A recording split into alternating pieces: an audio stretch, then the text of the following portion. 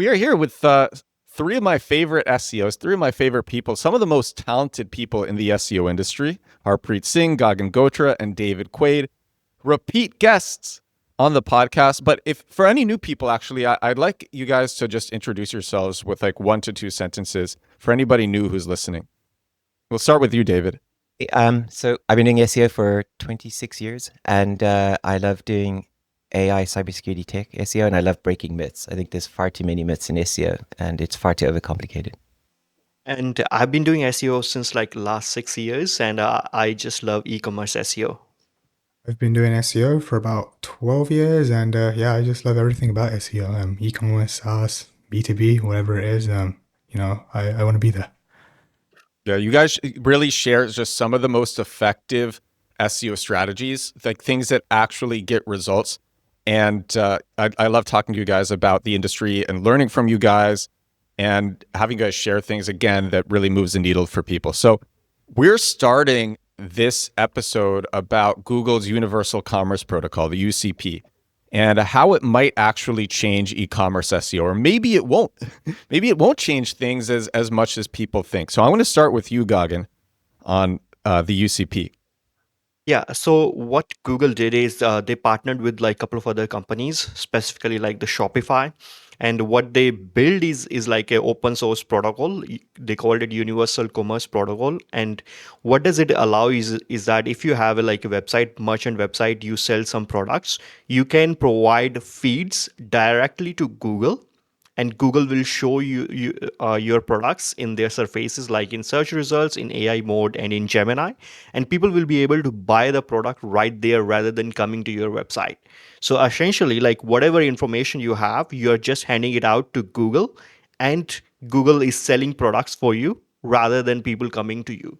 So this is a major change where right now, like you create your product pages, you create your collection pages, you try to add like great images, you try to do CRO on your website. All this is going to change now, because what Google is saying that you can just give us the information, product name, product description, some images, and some other shipping information, or if you have any like discount code or something, and people are going to just buy your products from AI mode or in Gemini directly doing the checkout, and you will get the money via Shopify. So this is a major change coming up for the merchants, because right now we are more focused on like optimizing collection pages, optimizing product pages, adding right descriptions, titles, doing CRO. It's if no one is coming to your product page or no one is visiting your collection page, what is there to optimize right now? So right now, like we do some strategies for like collection pages, adding content, building links to those pages. For even for product pages, we do a lot of CRO, conversion rate optimization, to make sure that people are buying when they are visiting the page, they are actually like adding to the cart and making the purchase. All that is just out the window now. And I don't know what the future will be and how Google is going to prioritize when everyone sort of like, if I have a store, you have a store, both of us are providing the information to Google, then how the ranking is getting decided in Gemini or in AI mode, it's just a future thing. We can still optimize for things, but there is no certainty around like how Google is going to rank those products when everyone is providing this information to Google. So let's see how the future comes out, but a lot of things are going to change if people are no longer visiting your site. What do you think? A couple of thoughts on this. So one would be, let's go back 10, 12 years. So when I first started in SEO, companies had a mobile site and they had a desktop site. And so I'm from the UK, and there I think the economy is a bit more reserved than the US. People didn't buy big ticket items on their mobile phone. They only bought on the desktop. So mattresses, these big ticket items, mobile phone conversion was like next to nothing. Everything happened on desktop, even train tickets. So I would sell, well, not me, but I would work on a site that sold train tickets from like Manchester to London. They'd be like 80, 90 pounds. So that's about 150 US. Even those, the more expensive tickets were bought on a desktop. And it took a long time for people to start buying big ticket items on their mobile devices. So I think, we have a 7-8 year window, maybe more, where I think e-commerce SEO in the regular sense is still going to be important, because I don't see people trusting checkout in AI for anything that's even a little bit more expensive. Now, expensive is relative. Some people $50 is expensive, but as I mentioned, I've still got data, I've still got case studies of people not wanting to buy an £80 item or an £80 ticket from their mobile device. They'd want to buy it from the desktop. I kind of see that happening again with checking out in AI mode in ChatGPT. But then ChatGPT, I think there's a second twist where they're going to take 4% of a merchant's cut. Now, I've also worked with some companies where 4% is a big cut to take. So now I'm talking about supplements where kind of like the AG1 style, where they're spending lots and lots on marketing. And, these companies, I don't know if they're making a profit, but there's a lot of similar companies that are not making a profit. For them, that 4%, it might be a deal breaker and they might want to opt out anyway. So I think I agree with Gagan. Things are going to change going into the future. But I think for the next maybe 7 to 8 years, I think we're good just because of how long the adoption took for people to start buying, big purchases on their mobile devices.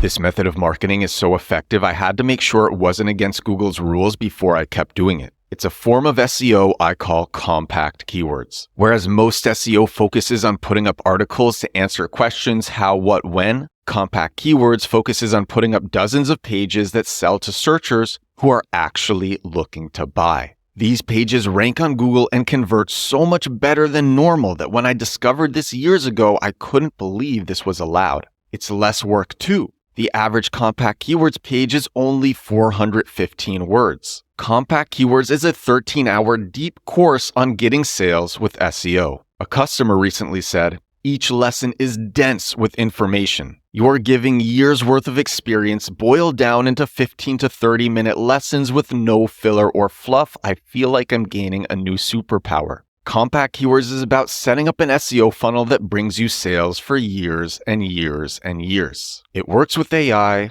it's less work than traditional SEO, and it makes way more money. You can get it now at compactkeywords.com. Back to the podcast. And even this 4% is going to matter a lot for small stores too. Like even if you are doing 100 orders per month, that is 1,200 orders a year. And if you add 4% each month, for your yearly budget, it's going to be a big number that you have to just hand it out to OpenAI, and it's going to impact your P&L. And guys, on top of that, I believe Shopify are going to be launching a new Agentic selling plan. So as well as the 4%, I think they're giving I might be wrong, but I believe they're giving everybody a taste of this right now by enrolling them into the program. But if you go onto their website, they have a new Agentic plan that's coming soon. And we don't even know how much that's going to cost. And Shopify Plus is already quite expensive. I think the minimum is $2,000 a month. So as well as the 4%, you're going to be paying extra fees. And if Shopify Plus is $2,000 a month, I suspect the Agentic plan is going to be even more. So you're going to actually end up paying more than 4% to sell through ChatGPT. But at the same time, I don't think Google are going to be charging a fee. And, if we're talking about AI in general, I think that's one of the reasons Google is going to win. They already have a big user base. And more people are just going to transition from regular Google to Google's AI suite. Yeah, and also everyone is going to get more protective of their own margin. So I'm seeing like two components, two things are happening. On platform side where we have Shopify, and one on fulfillment side where we have TikTok Shop in US and Amazon. So on platform side, Shopify is trying to take margins from the transactions that they are enabling, like Stripe or whatever the payment protocol they are using. So they are going to take 4% margin, and that margin will go to OpenAI, or I don't know how Shopify is going to exactly handle that. But on the fulfillment side also, Amazon is becoming really, really protective of their marketplace. They even send a legal notice to Perplexity saying that don't show Amazon in their Comet browser. We don't allow agentic commerce. And TikTok Shop is also becoming really conservative. So they made a change in US that you cannot self-fulfill order now. So you cannot have orders at your house, and when a order comes to TikTok Shop, you can ship from your house. You have to use their fulfillment, which means that you will have to pay them money. So everyone is sort of becoming more protective of their own margin. And if you are a merchant who is looking to sell anywhere, across Google, across TikTok Shop or Amazon, you will have to think of these things right now. With the competition coming along with AI, everyone will try to protect their margin. So your margin is going to impact it a lot, and how you are doing your marketing need to be adjusted according to that. I think it comes down to trust as well, right? So is it a product that you've bought before or from the same company? So if you do a lot of flying, do you trust United? And now do you trust a bot to sort of like buy the cheapest price for you, or just to say, look, reserve a ticket every Monday morning? I actually was at an event in New York a couple of years ago where someone was representing a law firm that had a business class seat every Monday morning between London and New York, every week of the year, whether the person turned up or not in business class. And that's like a £8,000 ticket. So I think also I was listening to Jimmy Carr at the weekend, and he was saying, there's pursuit of happiness and there's happiness of the pursuit. How much people enjoy shopping. So I don't think people will give up the shopping experience, especially for high ticket items. But I think for things that you buy regularly, like Amazon subscribe and save stuff, for example, you might want to have a bot that can help you save money, which is why I think Amazon will sort of like ban that. But I think it also comes down to trust. And if I want to buy a train ticket and I've got choice, so I wish we had £90 train tickets in America. I think the last time I went on Amtrak, it was like $1,000 to go in 2 hours, or fly 15 minutes for less, whichever. But I think in those instances, it would be amazing. Like, there's no choice, so there's no need to shop around. So can I get an agent to do it on my behalf? Do I even need to be part of the process, right? If we trust the agent to not spend $18,000 where it should only be spending 180, then I think it might work. But I think there's I think we have a long way to go yet. And also, like, I think if you are a customer looking to buy anything, agentic commerce is going to make it so easier for you to sort. Like, right now, like, you go to any product page or you go to any collection page, you have to go to sort function, sort by price, sort by quality, or you want to have like a certain type of the product, certain color or anything. And now agents can just like do sorting for you. Like, you can just prompt it to say that I want red shirt, this size, this is the price range, just give me the cheapest option, or just give me the best product quality option, or you are looking for any specific fiber. So all those minor interactions which were happening on like merchant sites, like if Amazon, like minor interactions here and there, going from collection page to product page, sorting, and all those things are going away. So all that data which SEOs used to rely, and even Google used to rely on to rank web pages, so all that is going away if everything is happening via an agent. The question, how, as SEOs, so as we're talking, I'm thinking, okay, let's just imagine a world where all of this happens. How do we influence the result? So if anything, if AI is to go, if we're to see how AI is today, it's actually really easy to influence results. Like, even you can do basic black hat stuff and influence results. I think what we're saying, that's going to translate into that too. It's going to be really easy to influence result if someone is comparing multiple websites. But now if you go to a big department store website, let's say Macy's, or like let's say you're going to Macy's website and you're looking for a top. You want, I'm looking for like a red colored top. So in that sense, like you said, Gagan, the agent is going to work because it's going to do the sorting and filtering for you.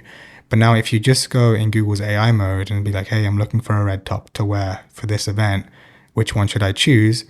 Like you said, what product is going to be recommended the most? So if traditional SEO is to go by, or how AI works right now, the company with the strongest brand, for example, whatever's in the training signals is going to be recommended. Maybe something that's popular, or maybe that's something that's trending in social media. But at the same time, if you're a new company now and you're trying to break into the market, like we said, you can do black hat stuff, like launch a press release and get yourself inserted in there. And that's where trusting the agent, it might be a problem for humans, because that agent now might end up choosing that brand that I just made a press release for.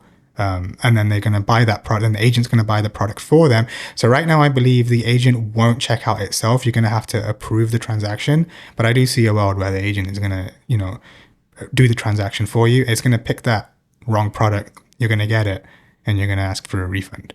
So, I think AI companies haven't really solved that problem yet. And it's kind of, David, it's kind of like what you were saying, where can you trust the AI to pick a cheaper ticket and not an 18,000 ticket each time? And the way we use AI right now, I don't think we can. And I don't think people will trust it either. And that just brings me back into circle with the big ticket item versus the small ticket, where if people didn't even buy like cheap train tickets on their phone, can we expect them to complete their mattress patch? Can we expect them to trust AI to buy a mattress for them, for example? I don't think so yet. And also, will merchants be happy if, for example, Gagan was giving an example of picking a red shirt. So I I probably wouldn't buy a shirt that way, and I don't know how many people would, but I would buy a particular brand, for example. And what if I had a bot that could buy me the same brand but at a lower price? How quickly do merchants, sort of like start opting out, or brands start opting out? It does. A lot of brands make money on having, or protect their margin by ranking higher. So I see it as something that's very useful for things that you buy or utilitarian stuff, like maybe shopping for a mobile phone or an insurance product. Although again, would you trust AI with an insurance product? That's that could be scary. Yeah, I think there will be like a user division. Like there will be a segment of the users who are like already aware, brand aware, and there will be users like who are just looking for discovery. Like recently, I got interested in like surfing, and I was trying to buy like a surfboard. I don't know like what are the best companies or anyone like who sells the right ones. So I was just like in a discovery mode. So if you are in discovery mode, then this all these agentic AI and chatbots are really helpful. And that's where you want to come in as a brand as well. Like people who already know your brand, they are like 50-50 chance they are going to come to you. But if people don't know your brand but they are in the market to get the products that you're selling, then it's like 10% chances that they are going to land on your product page compared to like your competitors. So you will have to figure out a way where AI agents are recommending your brand more and more often, specifically for prompts or queries where it's not like certain if the user is already brand aware. So for discovery side of the things, it's going to become like really important to do like right brand marketing. And it can be to brand marketing to the AI agent to convince it to recommend your brand to the users, or it might be something else. Like we are just not sure yet like how that marketing will look like. I think offline signals too. So like just going back to brand marketing, that's what it comes down to. Getting people to type the brand into the agent rather than letting the agent, just do the discovery, because that part is easy, as we know. Like we've discussed before, listicles and all of the other SEO stuff we can do. But yeah, if you're looking for a surfboard, you wanna be the brand that when you're browsing a news website, for example, you're seeing that company's display ad. You want to see that brand in a TV ad. You want to see that brand on billboards outside. You want to see it in newspapers. So I think it's just going back to like old school marketing where you have to be everywhere. If you're everywhere, you have more chance of showing up in agentic e-commerce and in just AI tools in general. And you're relying less on the traditional SEO tactics, which are of course always going to be available. Yeah, and also like I was talking about the trend that we might see in 2026 with the couple of like e-commerce guys who run like operations, not like SEOs, the marketing operations overall. And they were also discussing that like if less and less people are actually visiting the website, then what is value to like capturing emails? Or what is the value to do bundling? Like many brands do bundle. So if you visit a product page, you add one to the cart, they recommend others. If people are not coming to the product page, then your average order value AOV can drop significantly. So if earlier you were doing marketing for like a $10 product and people were coming to your product page, you were doing upselling right there, and your AOV was going from like $10 to $50. But if no one is coming to the product page and it's just like people buying the product in Google surface, it's just $10. Your AOV for a specific user dropped from 50 to 10. You lost $40 just because you handed your data to Google and no one is coming to your product page. So it's going to be less and less control, where you can't do upselling to the users and you can't even try to capture their emails because no one is coming to your website. It is. So I was going to say, Going to be an interesting land. You said you gotta go right now. yeah, I just got Gagan made a great point before I go. No, Gagan made a great point about average order value. Emails traditionally have been such a big revenue pool for for companies. But when you were saying about the add to cart stuff, yeah, the agentic AI is just gonna buy the one item you say. So if you're an e-commerce brand, and I worked with a brand where a lot of revenue was made through additional recommended products, the agent is not going to do that because the rules are in place.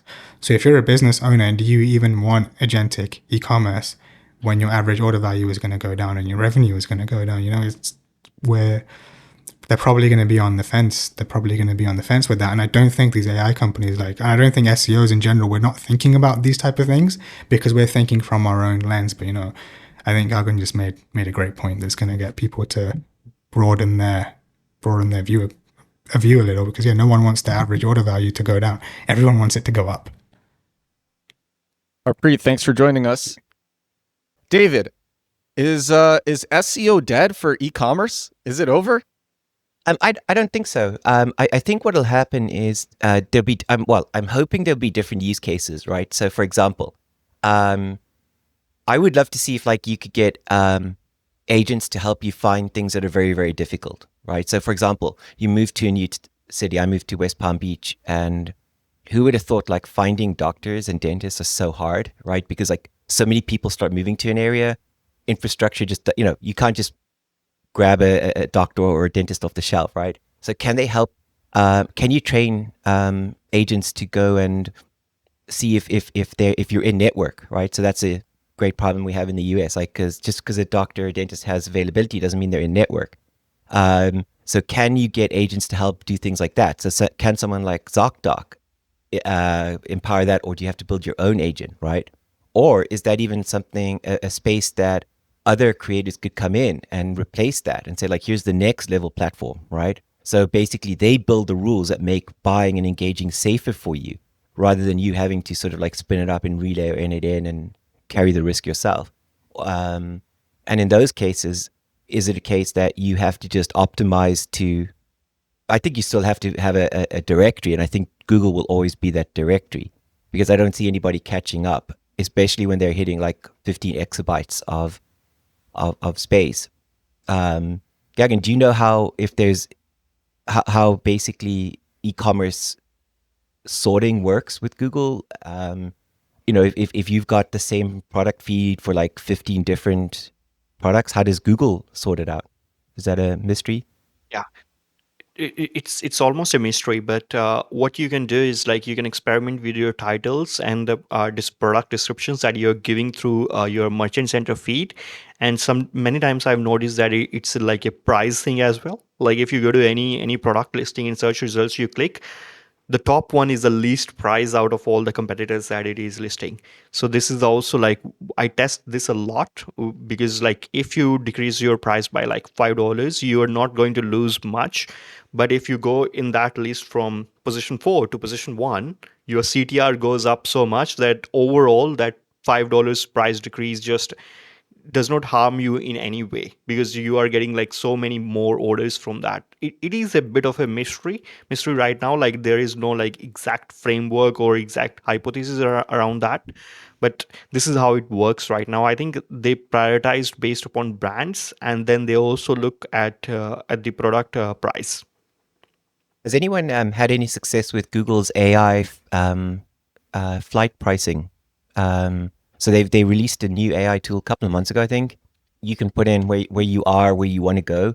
And I think it's pretty basic. It just starts with running searches every day to see if prices have come down, then sort of emails you the cheapest price. But I haven't had any success with it. Every time I look at a business class seat somewhere, it's ridiculous money. So I think what'll happen is those first use cases where someone says oh, I was able to figure out this, or was able to find this, or this was too elusive and AI helped me do this, and then that'll actually spur on change. I think until then, it'll probably be a very small use case. Because again, I think a lot of shopping is discovery of the product is half the fun, right? Unless it just comes down to, Ninja just release a new kitchen product and you have to have it, and you just say, look, Alexa, go buy it for me, and it just figures out and goes, look, here's 10 different prices, I can get it shipped to you for this, right?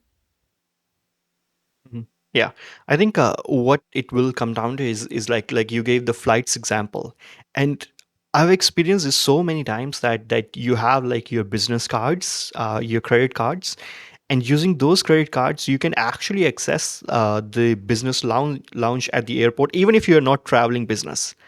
But that information is not out there from airlines. That information can only be accessed if you actually walk to the business lounge at the airport and ask them that you got this credit card, can you access the lounge? And sometimes they say yes, and sometimes they say no. And I think if all that information is like bit protected, airlines and all these airports and credit card companies are bit protected, then there is no way that anyone can have that information via any AI agent or anything like that, you know. Gagan, on the last show, you mentioned that your opinion on backlinks changed and authority changed. And you were basically, you're like, yeah, it's actually really important. And I didn't think it was important before. I didn't think backlinks were important before. So I want to ask you, thinking about this, how much do you think backlinks will matter for agentic commerce? I think it's going to matter a lot, because right now agents are not clicking around on the web that much, but they will start clicking around. So if you are mentioned on like Forbes, and agent will go there, read the page, and it is linking to your page from there, agent is actually going to jump to your page and read your page too and do the reasoning over that content. And sort of like, to answer one query, it is going to hop around like 20-30 pages, all the brands that those are mentioning, and then do the reasoning, and based upon its reasoning, it's going to present the like whatever the brand comes out to be the best. So I think backlinks are going to matter a lot, because people are not going to be clicking around more on the web. Rather, it's going to be like these bots who are not clicking around to read information. Rather, they are clicking around to reason about the information, and based upon their reasoning, they are going to like figure out like who is the best. So for one query, agent might read your whole website. So if you have like 5,000 pages website right now, like you create one page to for one query, like you want to rank for, but it might get to a point where to show up in an AI answer for one query, the agent will be reading all the 5,000 pages on the website, doing the reasoning based upon your whole website, and it is going to read all of your competitor websites too. So just for one query, it's going to read like 30,000 pages, all the pages on your website, all the pages on your competitor websites, and it's going to jump around between the pages, and then it will come to a definitive answer. So that is going to matter a lot in terms of the backlinks. This is one reason, and also the internal links are going to matter a lot too. If the agent want to jump around the website to get more and more information about your brand and try to understand your brand in real time, then internal links matter too. So this is I think the future is where agents can like literally read your whole website, no matter how many pages you have, within like minutes. But what's the starting point for the agent? How does it find the websites? David already mentioned that that's going to be authority, and it's going to have like a starting node, maybe Forbes, CNN, the classic ones like who have the max authority. So you think right it's just now. going to start at a big, well-known publication? Yeah. David, what do you And think? if CNN is like mentioning 10 brands, it's not actually going to trust all those 10 brands. Rather, it's going to go to all the websites of those brands, read all the pages, maybe do more exploration on the web, and then it can also judge like, oh, CNN might be biased, so I should not be trusting like CNN saying it a brand is one in a category. And then it might go to Forbes, and Forbes is saying that, oh, this brand is 10 in a category. And then it might sort of say that, oh, okay, I should not be trusting CNN for this, I should be trusting Forbes for this. So that mental gymnastic model is going to do that for us. And that mental gymnastic is right now configured in the native models that these companies are training. And that is one of the reasons that I have been encouraging like many brands to write more content, because right now in the training phase, if you're included in like Gemini 2.5, then you are going to most likely get included in Gemini 3 as well. If you miss out on Gemini 3, then the chances of getting included in training data of Gemini 4 are really, really less.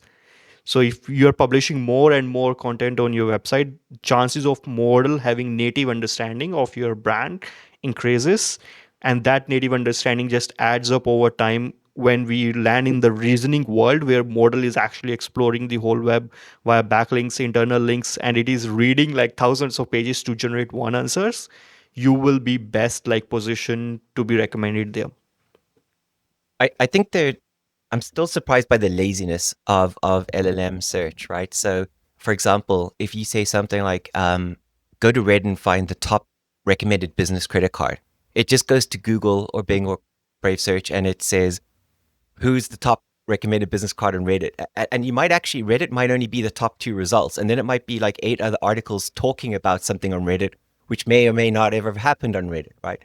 So I ran over to relay.app last week and I found it actually had a native Reddit scraper. So I was like, oh, this is fantastic. I can build my own bot that'll go around Reddit. And I thought this would be a great idea. Like, what if you're a product manager and you wanted reviews on your product, or you wanted to find out what people said was not working about another product, and you could build that into yours or highlight features. And it started with a Google search. So I think the reason it comes back to authorities, it's got to start, when you've got so much information, I don't know if you guys noticed, but over the last 1.5 to 2 years, Google removed the number of results, the result count.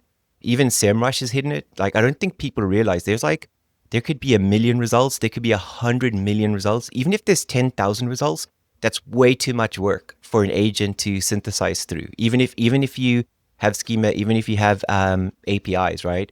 You can, at least with an API, you can send back a control and limit the amount of data.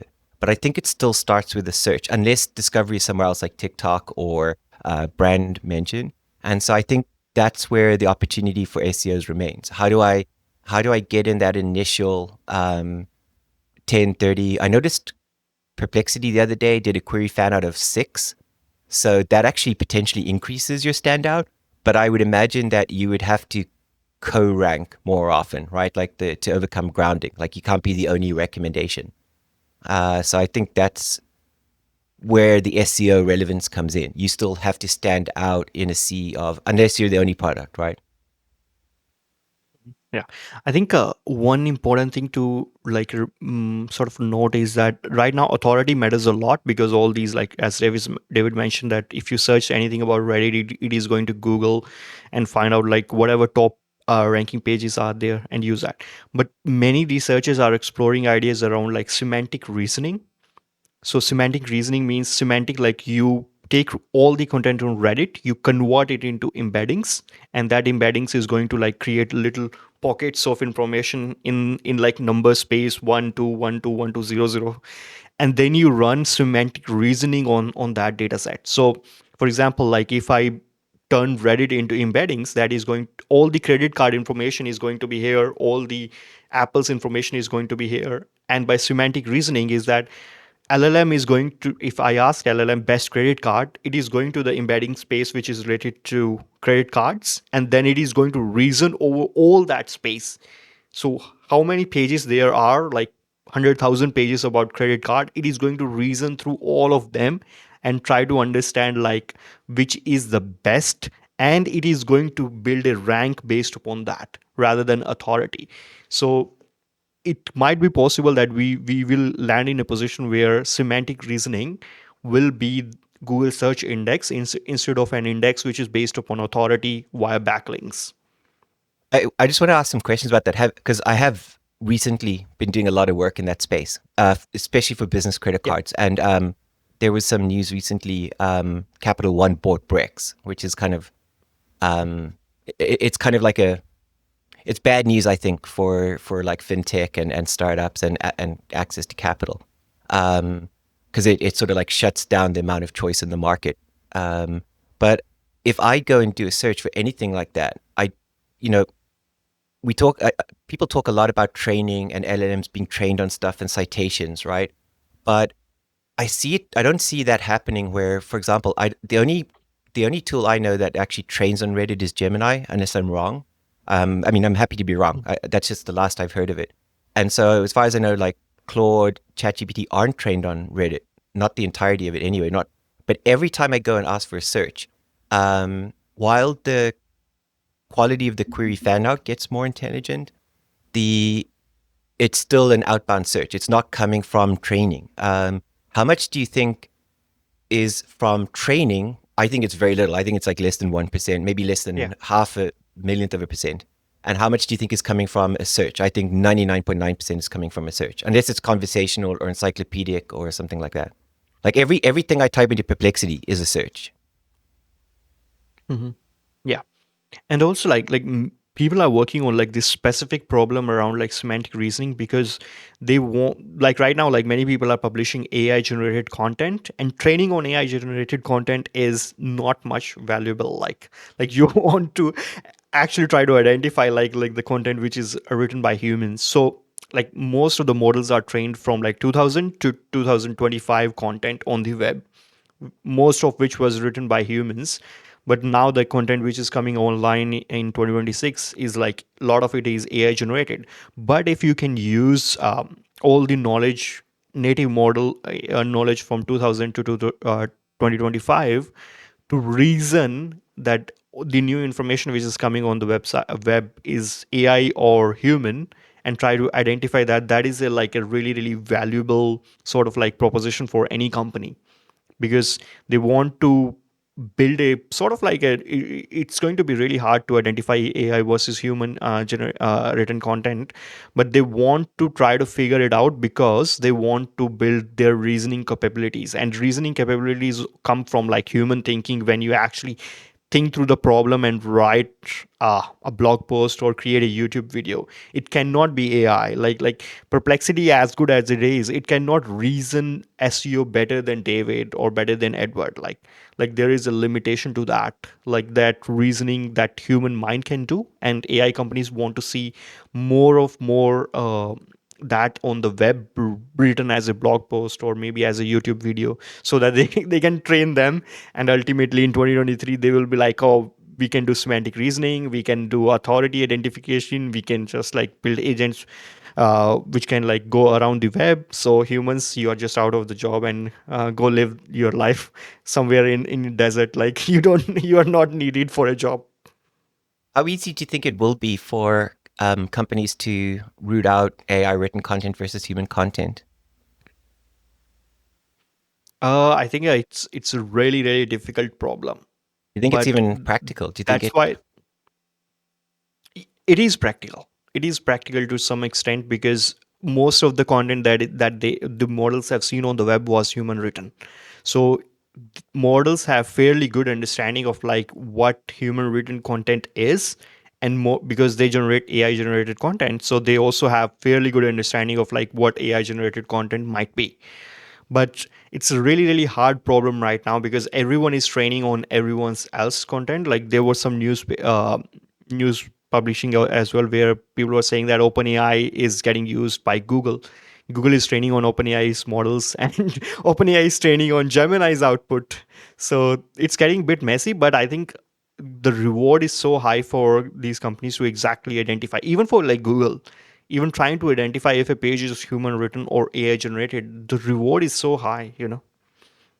I do think they would. I would struggle to see how they would. I mean, there are obviously some obvious heuristics like M dashes. There are which but if that's edited out or David, I'm sorry to interrupt you. I want to know: Okay. are you using AI writing detection tools? Have you No. tried them? Mm-mm. Oh, you've never tried them? No, I've tried Oh, them for okay. the odd experiment.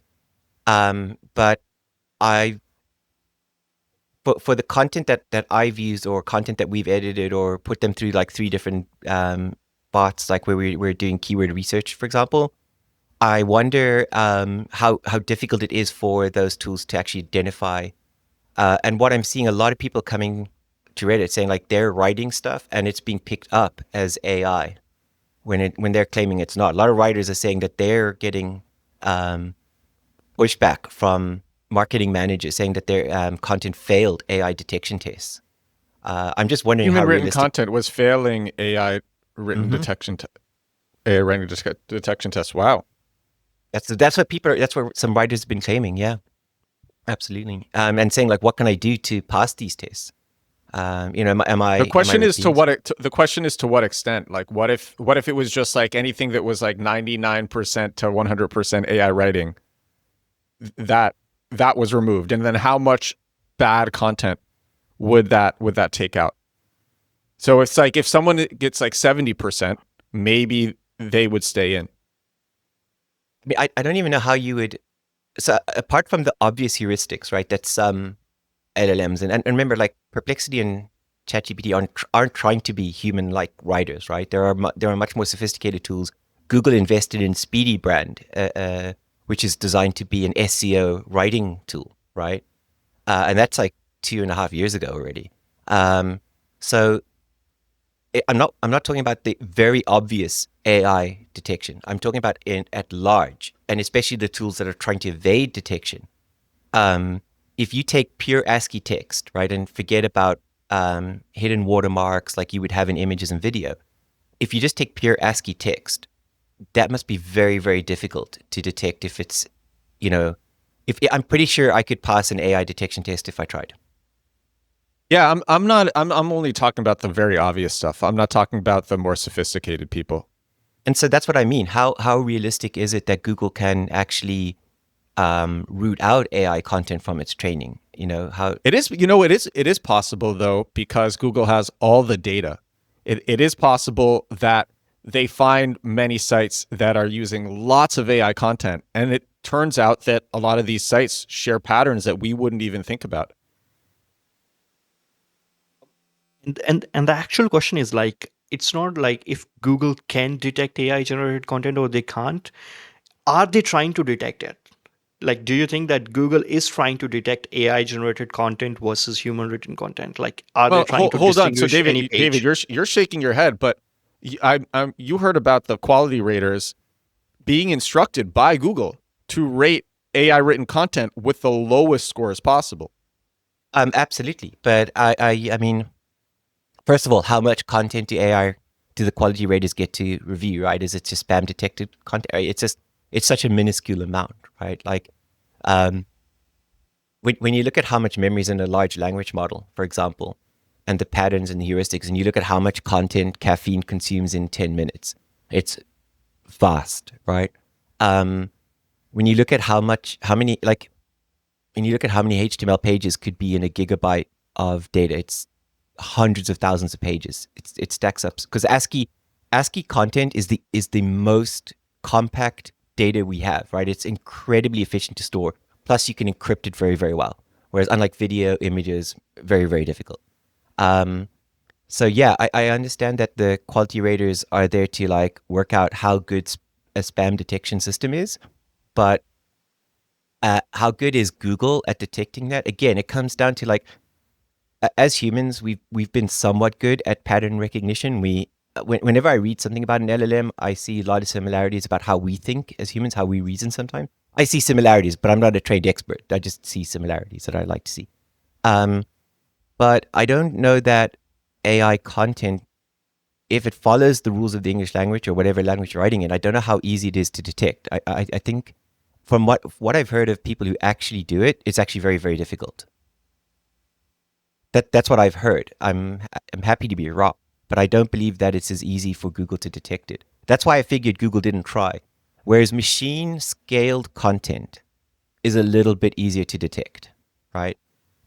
Because of publishing and mechanism, and repetition and velocity and frequency.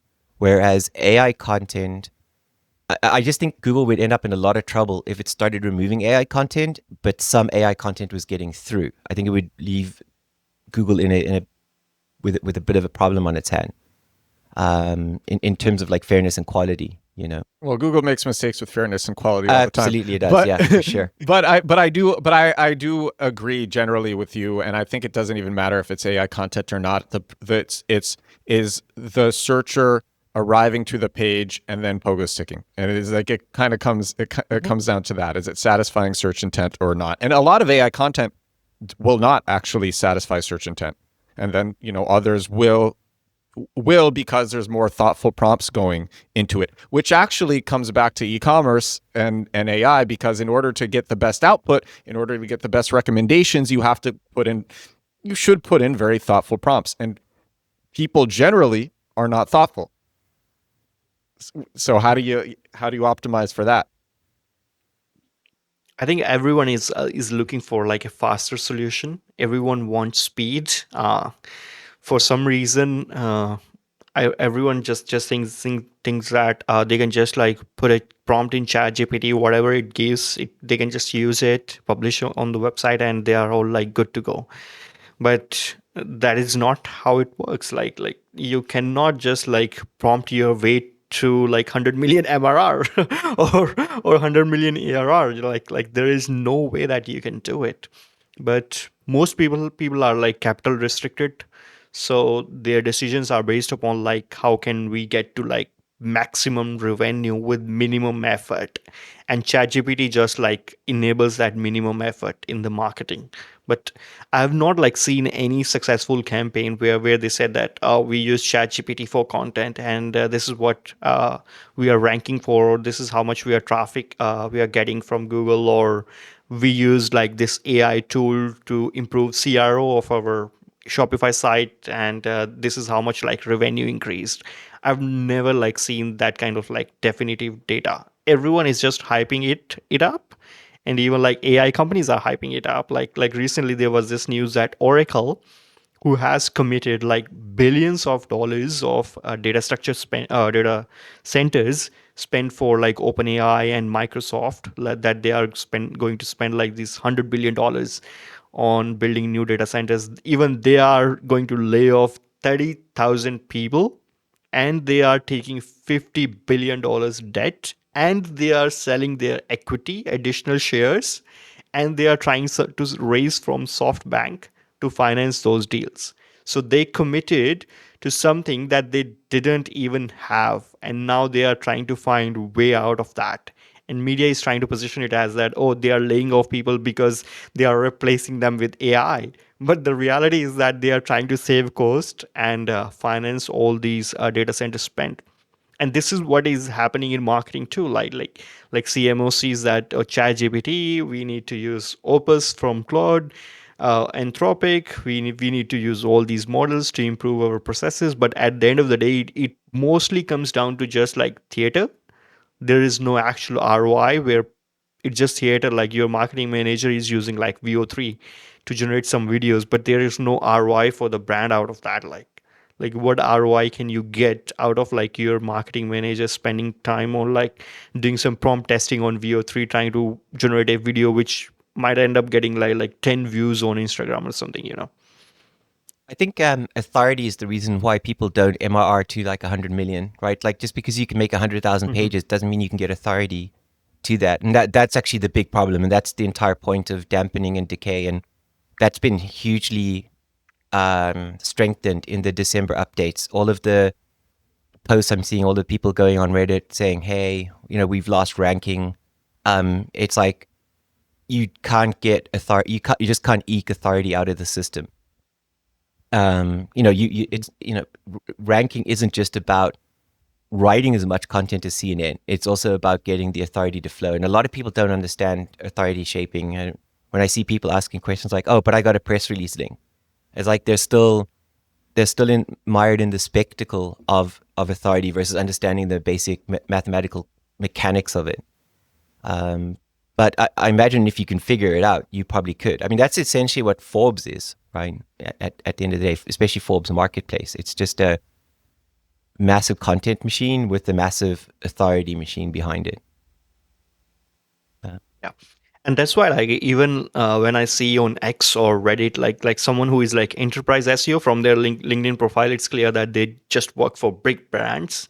They don't work for SMBs, and they giving opinion about like small business SEO, and I'm like, dude, you have no idea around like what you're talking about. Like you're sitting on a website which has like crazy authority.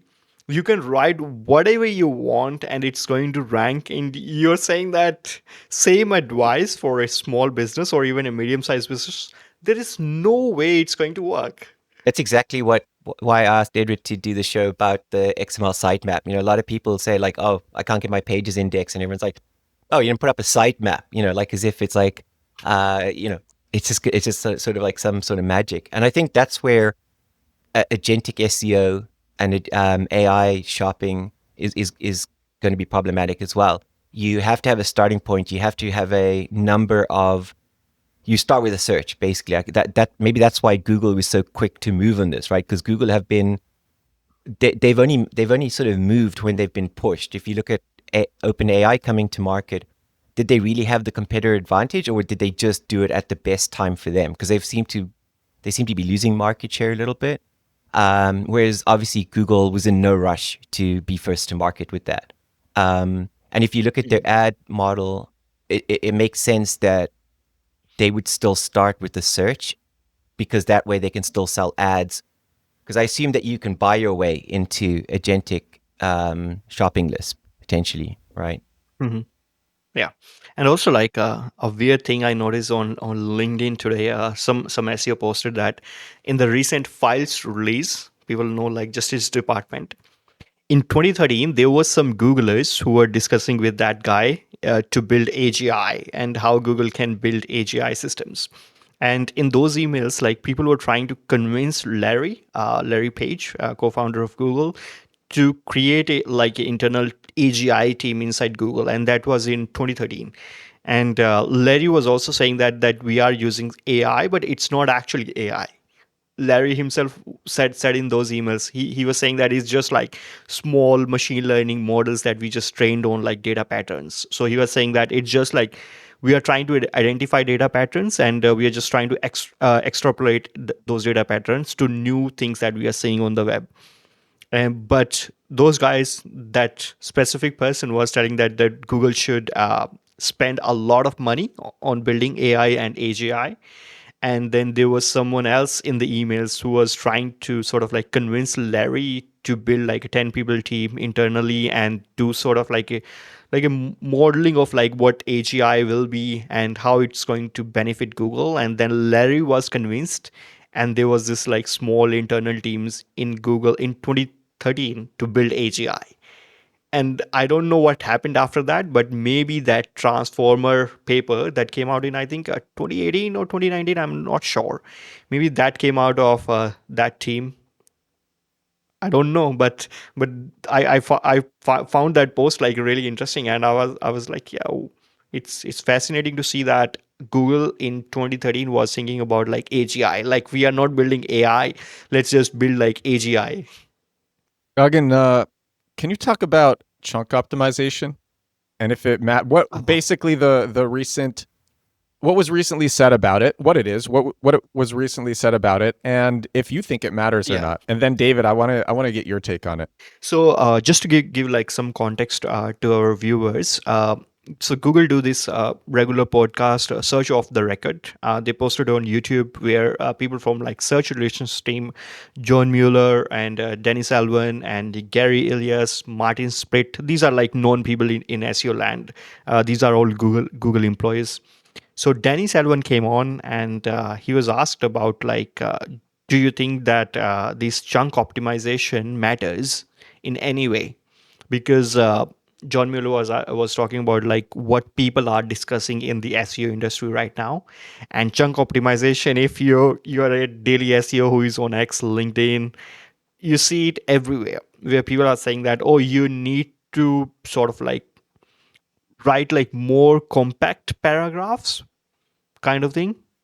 I'm not even sure like what the heck it does even mean like properly, but what like many people are saying that you need to write like better paragraphs in some way. If you have better paragraphs, then you are going to show up better in AI mode, AI overviews, and everywhere. But Danny Salvan from Google, he himself said that he has been talking with a couple of search engineers about that, and it's a terrible strategy. You don't need to specifically focus on your paragraphs. He said that if your page overall is helpful, people can read it, and after reading that they feel like they learn something or they find something useful, it's all good. You don't have to obsess on like structuring paragraphs in a certain way or trying to make sure that a line is written in a specific way or not. So this is something that is I think it's total BS from SEOs like who are pushing this chunk optimization. You don't need to obsess over it. Just do the usual writing and it's all good. I think you should like structure your content in like different headings and everything, but obsessing over like how you should create like paragraphs, how the line should be, how the exact word should be, I think it's just too much. Without a doubt, it's playing into naivety like most SEO myths. I'm thinking back to the early 2000s when I set up my first software company, and there were two types of startups coming around, right? There were people that solved real life problems, right? Like Facebook came along and solved a real life problem of how do you connect and stay in touch with people remotely 24/7. And then there were people who were like, I can solve a problem. I have a solution. Now I've got to go find a problem that it solves. And it didn't. And I think what we're seeing a lot of today is that people are, so with schema, with LLM, with chunking, with people saying you need clear context, people are imagining problems and they know that they can convince people that this is a real problem that needs to be solved. And it sounds logical. And this is how humans have been gaslighting other humans for centuries, right? We're the master manipulators of it because a lot of people can't deep dive into the technology or they can't see the wood for the trees. And so they go like, yeah, that makes sense. I got to go with it, right? So chunking makes sense if you don't think about it. I see so many of these like whenever I challenge people about schema on Reddit, I get things like, but it helps Google understand it. I'm like, how does repeating the same thing help Google understand it? If Google can't get on if an LLM can't get on the first run, then you're in trouble. I definitely can see examples where if you have a competitive takedown page and don't mention yourself properly or give yourself context, you're going to get a terrible result out. Chunking isn't the solution to that, right? Positioning yourself in the document is. But when you look at the power, first of all, an LLM takes that content out and turns it into a mathematical model, which are called tokens, and then turns it back into natural language. Things like spelling mistakes automatically disappear. That's why, like, remember the very early days and still today, when you ask an LLM how many D's are in David, they don't know because they're not reading David. They're reading a token for David, and there's no D's in the actual token. And so when you look at how an LLM works, these things like writing in clear structure or using schema that repeats itself, they don't make sense, but they make sense to people who don't understand it. And I wonder if people are just trying to be experts for the sake of that's why at the weekend I started calling them funfluencers, right? Because like they're just doing it for fun, right? But they're not actually bringing anything to society. There are a lot of the people that talk about schema and chunking. When you go and look at their websites, they don't rank for anything, and they seem to think that their schema is what's making them rank or what makes their website appear. But I can't ever get the prompt that they're using, so I can show them that I can find it with Notepad, right? I could just import the HTML into Notepad and find the text, that it has nothing to do with it being schema or not. So that's my opinion on chunking. It's complete nonsense. If you go and look at machine learning, like what exact chunking means, it means tokens. And chunking for some LLMs means that 512 tokens. And 512 tokens can be 3 paragraphs, 4 paragraphs, 2 paragraphs, or maybe 1 paragraph, depending upon how many characters are there in a single paragraph. So there is no way that you can optimize for that. People are misrepresenting chunking optimization as if it's paragraph optimization. But when you ask them back, they are saying that, oh, by optimizing chunking, we are optimizing tokens. As David already mentioned, if we have optimized tokens, LLMs can better understand us. And I'm like, dude, if you're saying that chunking optimization means you're optimizing your tokens, you can't do that. We don't even know if a LLM is taking one paragraph and it is converting it into 10 tokens, or it is taking like 2 paragraphs at the same time and it is converting into 20 tokens. And even I feel like what SEOs like marketers size that machine learning is coming up. There is this like common word chunking. Let's just take it and wrap it around some way and position it in on like LinkedIn so that all like decision makers, CMOs, they are like, oh, this new word, we can just like chase that word. Like there is a lot of like optics marketing in SEO industry, like where they take like random words out of the which are not like common in industry, and then it just get like pushed everywhere for some reason. It's a way for agencies to make more money. Yeah. Definitely. So, okay, Gagan, you had on the topics about OpenAI testing ads in ChatGPT with a $200,000 minimum brand commitment. So, Yeah. and David, you also do search advertising. So I'm curious what both of you think. What does this signal for the future of advertising and search? I'm curious as David, to, yep. yeah, I'm curious as to where OpenAI is getting the figure from. It's not a lot of brands spend that. I guess they're trying to find the big whale projects out there. I think it's I'm very surprised that OpenAI are coming out with this. It's very early in their development to be doing this, and I think that's why we saw the Google lawsuit via SERP API. If SERP API is going to sell Google results and Google's not going to get any share, I think that's why they wanted to lodge that complaint, because Google will treat it very much like a TV network, right? Like, in other words, we've got all this content that's been commissioned for Google that we then sell advertising rights on, very much like your network TV and your cable TV does today. And that the minute OpenAI starts to sell, Google's going to demand a profit share in that, because they're the ones who are actually producing the lists that OpenAI are using, which also should be worrying to the geo story, because it undermines the geo story completely, that LLMs are somehow search engines with their own search capability, and they retain all these facts from their training, which they do not. And I think it'll also be interesting where people are using OpenAI for automation of things. Where do people see the ads? If you're using OpenAI in a part of a sequence or part of an automation engine.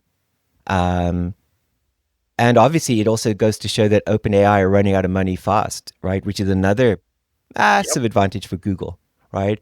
And also goes to show what a bad partner they picked in Microsoft. Because, like, one, Microsoft wants a revenue share already. Two, obviously, the Bing results are terrible, because if you do any map search in ChatGPT, you can see the Google results, right? It literally shows up in the bottom left corner.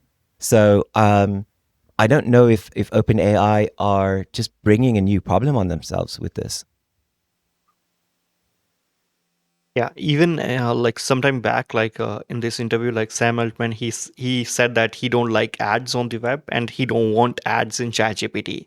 And when like sort of like interviewer, he sort of like pressed him that this has been the model of the web for like so many years, and he was like, that will be the last thing that we do if we have to. So that's where OpenAI is right now. They are trying the last method to make money. Yeah. So do you think it will be profitable for brands? Right now, it's saying that it's going to be $60 for CPM, I think. Yeah, $60 for like 1,000 views. I'm not sure like how many brands are willing to pay $60 just for getting the view and not the actual conversion. So it's going to, you would have to like test a lot, but there is one positioning that can be done for it. Like if you're a brand who is looking to spend that, if your competitor is spending, then you will have to spend, because millions of people are using ChatGPT every day, and if all of them are using the free version, they are going to be shown ads. And if you sell a software or you sell some like high value product, like maybe $500 $600 products, then you don't want those millions of people every day seeing your competitor. So that's where I think brands will be like, oh, if our competitor is doing this, then we will have to sort of like allocate some budget for it, you know. Wow, $60 per thousand? That's Yeah, crazy cheap. I mean, in AI, we're getting used to 70 to but 100. that's just views. Yes, That's just views, we're no conversion. That's so crazy. we're getting used to $120 cost per clicks. So out of 100 searches, if you're getting 5%, you're paying $500 for 100 views. So that's actually, it sounds remarkably cheap, especially if it's contextual, right? Like if I can say, you know, if I can show my brand where my competitor is showing, especially with how much so many CMOs are so impressed with geo, who've traditionally hated Google Organic and Google Paid Search, it sounds cheap. I guess that's why OpenAI asking for $200,000 commitment. I wonder if they realize time is running out for the number of people who are willing to get a check from the CEO and say like, well, you don't understand, AI is just amazing. We just have to be there. So we'll open the checkbook and write the check. You know, I wonder if that's, yeah, like it's like it's a Hail Mary play. I guess it makes sense from a point of view, like if they get 1,000 brands to sign up, they're going to get $200 million. And so that justifies the quick turnaround of an SDR team to go and make those sales and to pay for that, because they're going to be paying through the nose for those initial salespeople. It'll be interesting to see if they can, how their context engine works, right? Because like I think the context engine from Meta sucks. Again, I'm not an e-commerce specialist. I would probably fail at e-commerce on Meta if I tried it, given my past sort of like forays with it, compared to like Google search, which I just think is personally so easy to run. But at $60 per thousand words or views, and I can pick the context, that might actually make sense. It's just the $200,000 paycheck. That's a huge commitment. I wonder how many people will sign up. You know, if they get 1,000, is that a lot of money? $200 million. How many NVIDIA chips do they get to buy? Maybe they should buy NVIDIA stock. Yeah. I think everyone is circling money back to everyone. There is like this chart where it says that a snake is eating its own like tail, and it's all the AI companies like OpenAI is investing in NVIDIA. NVIDIA is investing in some other company. That other company is investing back in OpenAI. So it's all just like a circle, recycling of the capital, you know. Gagan, you were mentioning doing SEO for Valentine's Day. Yeah, yeah. It's just I was like Valentine's Day is coming up, so I was because I work with like couple of like flowers based business who sell not like organic flowers, but the synthetic ones, the artificial ones. And I was just doing some research, and almost like every city, like every major city I search, I was noticing some like black hat stuff there. So everything is almost like black hatted right now. Like if you do like major city searches like London, New York, or San Francisco, like you or Toronto, you are trying to buy like flowers in ChatGPT, in Perplexity, everywhere. If you do some research, you will end up finding up some patterns which are like, oh, black hat stuff, you know, like especially a lot of like black hat link stuff. So many of these like really really small businesses, medium sized businesses, they are like showing up a lot. I'm like, okay, there is some like interesting activity going on behind the scenes. So Like more what black hat stuff like are you seeing? Like you just said, like link I think stuff, like PBNs or what? it's mostly PBNs. Mm-hmm. So I feel like some people have a lot of like flowers related clients, and they are doing a lot of like PBN stuff where they have like networks to pump businesses. It I came to a point where it might be possible that someone is just doing SEO for flower businesses globally, Sure. and they have couple of PBN networks, and they are using those networks to push all of their clients in different countries. So I don't know, but I just came to that conclusion after like doing some like maybe 3 hours around that time Right. of Wait, so digging you said around and seeing like you what's have going on. flower clients? Is that what you said? I do have some flower clients, but I am not running PBNs. But many from the patterns, it seems like there are some global PBNs which are just set up to pump like flower businesses in different cities. So How are you doing just SEO throwing it now out for there. your, when you're seeing this, how are you doing SEO for your flower clients? I'm just trying to do white hat because I don't do black hat for clients. It's really, really risky. It's just like way out of line for me. But right now, like even if you're at like position 3, that's good enough by doing white hat. But if you want to be at like position 1, then you would have to do black hat. There is no other way around. Like even as a hat SEO, I'm accepting the fact that if you want to hit position 1 in some competitive niches, you would have to do some black hat stuff. David, what do you think? I can imagine that's true. I mean, you've kind of like, we've kind of boiled the whole planet down to like 3 providers. And so, you know, if you're not on page 1, you're not going to, unless the first 3 providers are sold out for Valentine's Day. What if we're seeing a new phenomenon where people sort of like, Google will have to release like a Valentine's Day core update to deal with all the spam that they have to, you know, sort of like knock out all the Valentine's Day PBNs. I'm wondering if, you know, people are like, fuck it, we'll just rank for Valentine's Day and then we'll let Google kill us and then we'll build up a new domain for the next 11 months until next year Valentine's Day. If it's because like what do your clients make of a Valentine's Day, Gagan? Is like what, 20% of their income, maybe more? I think it's more like 40%, 40, 45. It's a big day. And they spend a lot on like Google Ads, Meta Ads as well, like in these 2 weeks, first 2 weeks of February. So I wonder if there's a lot of terms that the websites that are using PBNs, I wonder if there's a lot of bottom of funnel terms that they're not targeting, that they're just completely overlooking. Or maybe they're ranking for them, but they're not specifically targeting for them. And so you can look through their rankings, find low-hanging fruit, purchase intent keywords that they aren't specifically targeting them, and then all you have to do is target them. yeah, I think so.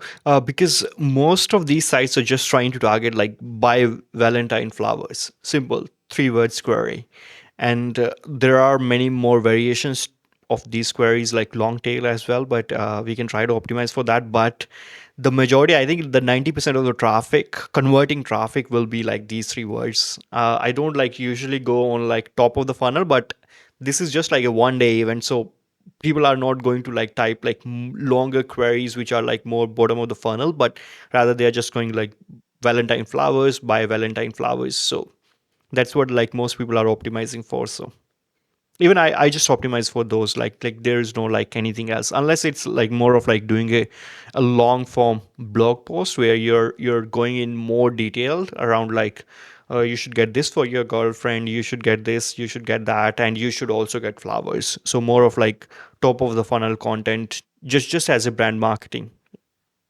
It's amazing how many domain names all have keywords in the domain name. Like if you search for Valentine flowers, they all have flower. Everyone, all Except have flowers. except books.com, bouqs.com. Mhm. I'm seeing like some domain names have like 3.3 million backlinks. Okay. So I'm not surprised that that must be a huge business. It's probably cheaper to set up your own PBN at that point. Mhm. Yeah, and even like one strategy that I've implemented like for many clients, generally don't recommend this, but like in Melbourne, like Melbourne is like really big city, many suburbs, but there is one suburb where like the richest of the richest live. So that suburb is called Torak, Toorak, Torak. And I have implemented this with like many clients where they have a business servicing like the whole city, Melbourne. Like they do like tree cutting and tree trimming. Like if you have a large garden, they can come in, they can trim the trees, they can do some like shapes, they can make them like elephant like, just for like aesthetics. And one domain for the whole city, but one domain just for that suburb. And you would end up getting like so many leads and so many sort of like high value clients out of that. And I did that for like one accounting business where just for like crypto and startup uh, um, tax advice. I built a specific domain with Torek keyword in it, and it was like all the leads were getting like serviced by the actual business, but the domain was just like a sub brand thing. And from the local, it went like so well. So I think this is something that people can look into, like maybe you live in a city where a specific region has like maximum buying power compared to everyone else, and then you can build like a sub brand just for that reason, using a subdomain or maybe a new domain with the particular keyword in that domain, and try to just optimize for that region and just like get those high value clients. I'm gonna go back to AI SEO And and also like one more yeah. funny story. Back in 2021, when I was like not getting like that much lead because I was just starting out, I used to go to churches in Torek, because at the churches all people were like business people, and I did not know anyone. Like whoever I was talking to, they were like, who are you? Otherwise, like if I was going to like any sort of event and I was trying to pitch to them, they were like, we don't know you. Like who are you? What is your company? What is your like social following? Are you on LinkedIn? And I was like, I don't have like any brand. And then I was going to like these, someone recommended me that, oh, the business people are at like these churches and it's so easy to access, they can't deny you access if you go there. And through that I just like go build like so many connections, and ended up like landing my initial set of like clients. So a funny story, a weird tactic. I got to do Church it. networking, Yeah. church-based networking. I like it. So, all right, we've been talking about AI SEO a lot on this show, but I want to speak directly to the chief marketing officers, to the CMOs, and AI SEO versus just SEO. What do CMOs need to know? The prompt is not the query, right? I just love that phrase so much. I really want to bring out a T-shirt. So I see so many CMOs talking about geos different. Obviously, CMOs want to be ahead of the curve. It's they're sitting around a table where like their IT people are trying to be ahead of the curve. Their finance people. I think you've got to realize that LLMs aren't search engines, right? The type of infrastructure that Google has and the type of infrastructure that LLMs need don't match. We were just talking about OpenAI. They're clearly in funding issues, funding trouble, right? Because they need funding to scale up. It's kind of like we're trying to do 4K video in 1990s 16-bit architecture. Not going to work. So they cannot build a Google competitor. They're not citing sites. They don't have their own criteria to build trust or build authority. They're completely reliant on search engines, and I don't see that changing. So if you think that Geo is a completely different tool set, a completely different skill set, you're in trouble.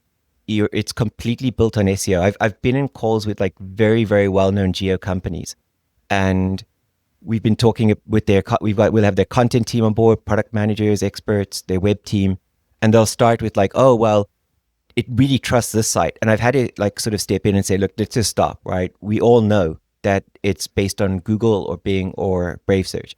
And some have like sort of like pushed back on it, but then clearly demonstrate that they don't know what they're talking about. And others have gone like, yeah, you're right. That's how it works.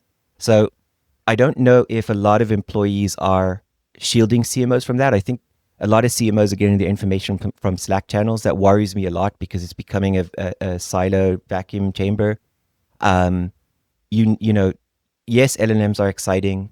They are taking a little bit of search, but it's the same thing. But if you're putting in the prompt and then taking the prompt to Google and doing the search and seeing different results, it's because you're not seeing the query fan out. And Perplexity is very honest and open about it. Gemini and especially ChatGPT aren't. But it's not about training. It's not about citations. It's not about trust models. It's not about branded content. It's not about all those things that you really wish were true. They're just unfortunately not true. I'm sorry. I had to burst the bubble. Gagan? And even for me, like if anyone like who is allocating budget and they mention that they are allocating to AI SEO, I just ask them like, are you allocating enough to SEO? And I just like do like a big pause and they're like, I don't know. So I was like, maybe you should try to figure it out that if you are allocating enough to SEO already or not before like allocating to AI SEO. And they are like, oh yeah, maybe we should think twice.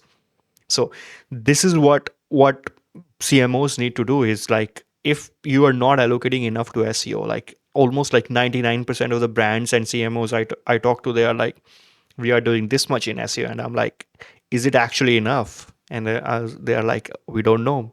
And I was like, maybe you should try to figure it out before like going and buying profound enterprise license and dropping like so much on 1 year license, or maybe just like trying to get any other AI visibility tracking tools. So just think twice. If anyone is pitching AI SEO, I'm specifically saying AI SEO, not SEO, AI SEO.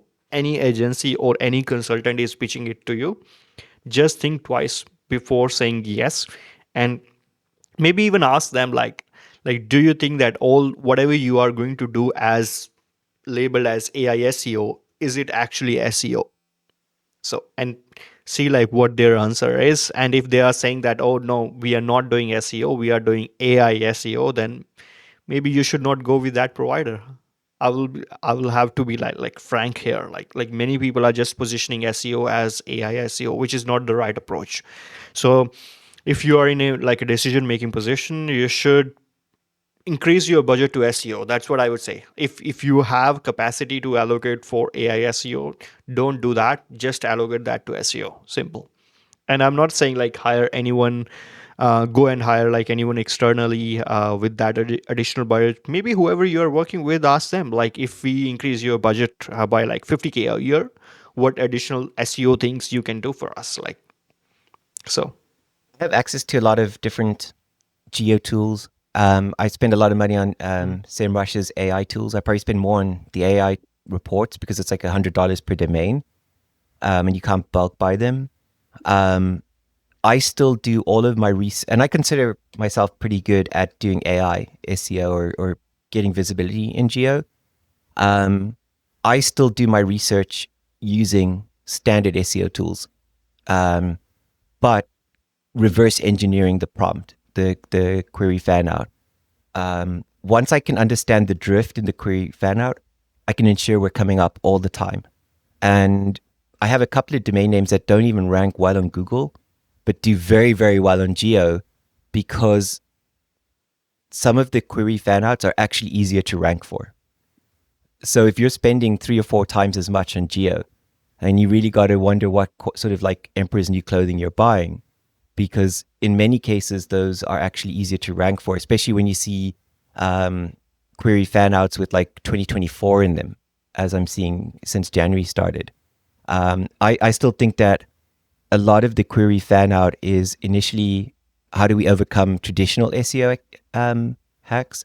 Because like higher, more authoritative domain names will show for the different drifts, and it's sort of like a wheel where lower authority sites get spun out. But if you can, there's only so many drifts that LLMs can go for, and if you can show for multiples of those, you're fine.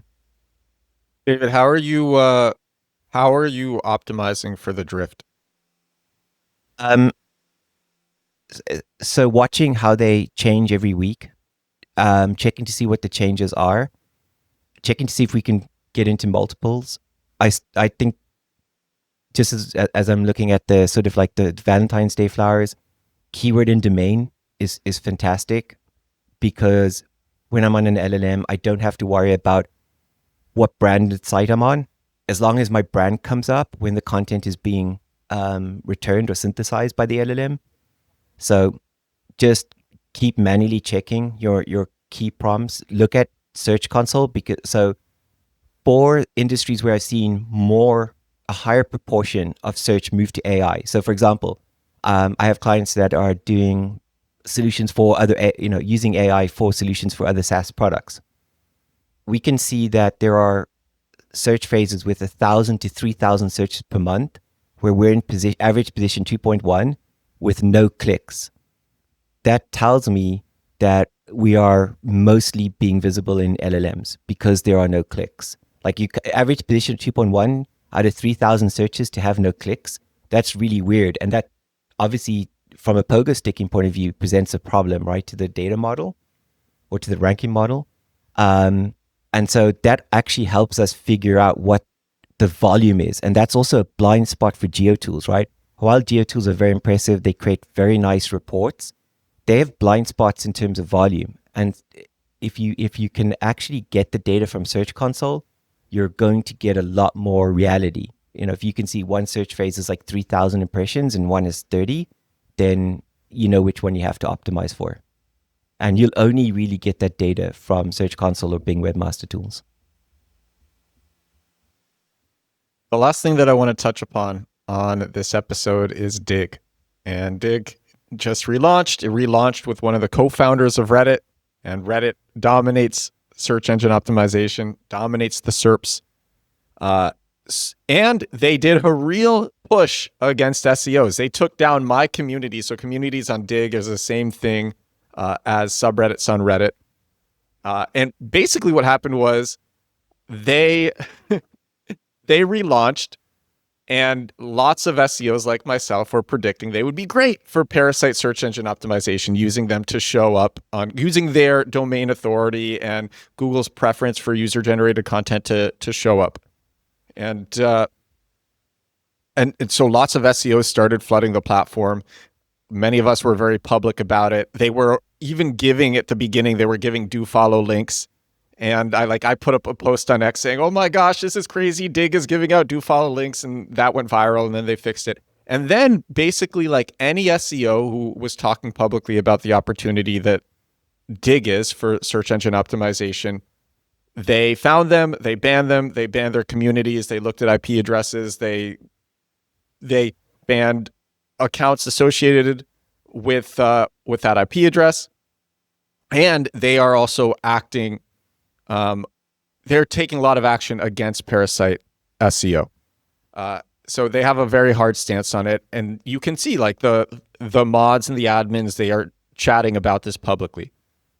So both of you, especially you, David, have experience with Reddit and how Reddit appears in the SERPs. Do you guys think Digg will be a great opportunity for SEOs? Or just in general, a good opportunity for marketers? I'm struggling to see Digg's traffic rebounding to where it was even at the start of last year, right before they relaunched. Their traffic from a SEMrush point of view is pretty low. Like we're talking under 10,000 visits a month, right? It's not super fantastic. But they launched with a clean slate. There was no content on the platform. True. But I wonder if the way we use Digg went straight back to how we used to use it, right? What you were talking about, the things you did, reminded me of the things that I used to do at Digg 15 years ago. Is that really user-generated? Because Digg was just a social bookmarking site, right? Versus Reddit, which is a deep dive anonymous site. If they're going to remove spam and be so good at it, it's kind of like, are people so smart about how to use parasitic SEO that Digg doesn't even get a chance to grow the natural organic content that it needs to? Or is that going to take some time still? Do you know what I mean? In other words, are SEOs so efficient at abusing it that the percentage of content that's going to be so high for parasitic and spam SEO that it almost makes it unusable? That why would users, for example, convert from Reddit or use it as an actual site? Because when I logged into it, a lot of people were sharing it with me on DMs and X saying, oh, look, your username is available, or that username is available, that community is available. And I logged in and I just saw spam that actually Reddit is actually very good at filtering out. And I'm wondering if it's even going to get a chance to see sunlight, the actual good content, if that makes sense. Oh, again, they launched with a co-founder of Reddit. They launched with Alexis Ohanian. So, when they relaunched, like they were making a million mistakes and then iterating at a million miles per hour. Like they were just iterating really, really fast. And their strategy there, I don't know if you know, they're focusing more on AI moderation. Like they want to be they want to use, I think that one of the reasons they relaunched was because they're like, we can use AI way more than Reddit does.